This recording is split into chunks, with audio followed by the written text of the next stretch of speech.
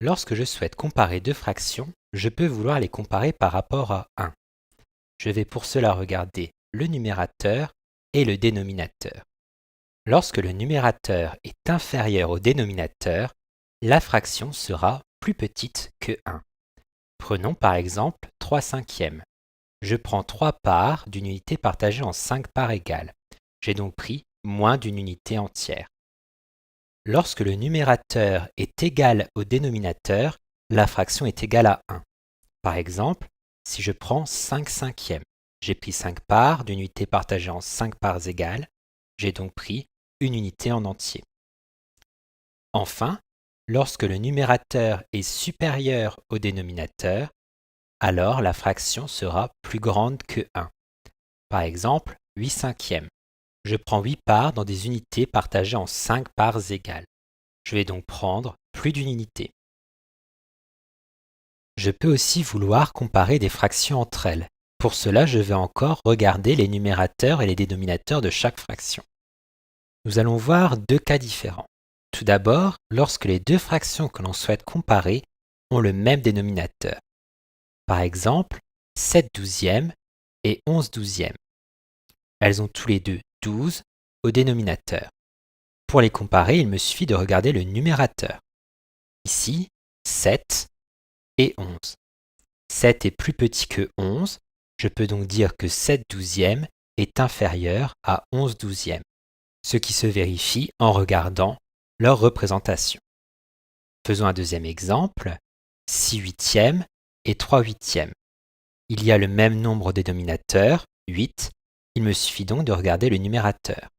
6 est plus grand que 3, je peux donc dire que 6 huitièmes est supérieur à 3 huitièmes, et ça se vérifie en regardant leur représentation graphique.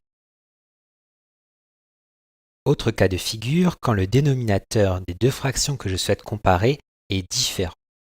Par exemple, 6 huitièmes et 7 douzièmes. Comme le dénominateur est différent, je ne peux pas les comparer en regardant le numérateur. Je vais alors utiliser leur représentation graphique. En regardant les représentations de 6 huitièmes et de 7 douzièmes, je vois que 6 huitièmes est plus grand que 7 douzièmes. Lorsque les dénominateurs sont différents, je dois donc me fier à la représentation graphique pour les comparer, en faisant bien attention à ce que les unités choisies soient identiques. Pour placer des fractions sur une droite graduée, je dois regarder le dénominateur de mes fractions. Ici, je souhaite placer 6 huitièmes, 9 huitièmes, 15 huitièmes, 22 huitièmes et 27 huitièmes. Toutes ces fractions ont 8 comme dénominateur. Je vais donc devoir partager chacune de mes unités en 8 parts égales. Je vais donc faire entre 0 et 1 8 parts égales qui correspondront chacune à 1 huitième. Puis je vais tracer un petit trait pour les séparer. Je vais faire de même entre 1 et 2, 2 et 3, 3 et 4, etc. Pour placer mes fractions sur la droite, je vais partir de 0 et je vais compter les petites graduations qui correspondront au numérateur. Par exemple, pour 6 huitièmes, je vais compter 6 graduations. Pour 9 huitièmes, je compterai 9 graduations. Pour 15 huitièmes, je pars toujours du début, puis je compte 15 graduations. Pareil pour 22 huitièmes, je pars du début, puis j'ajoute 22 graduations. Et enfin 27 huitièmes, je pars encore du début et je compte 27 graduations. Mes fractions sont maintenant placées sur ma droite graduée.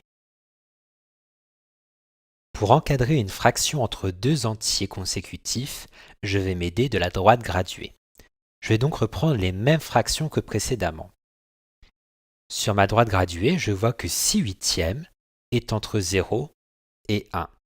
Je vais donc pouvoir marquer que 6 huitièmes est entre 0 et 1.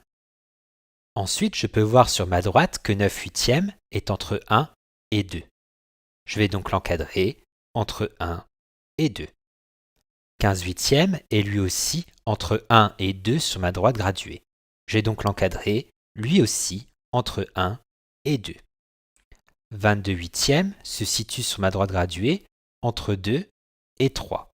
Je vais donc pouvoir marquer que 22 huitièmes est entre 2 et 3. Et enfin, 27 huitièmes se situe entre 3 et 4.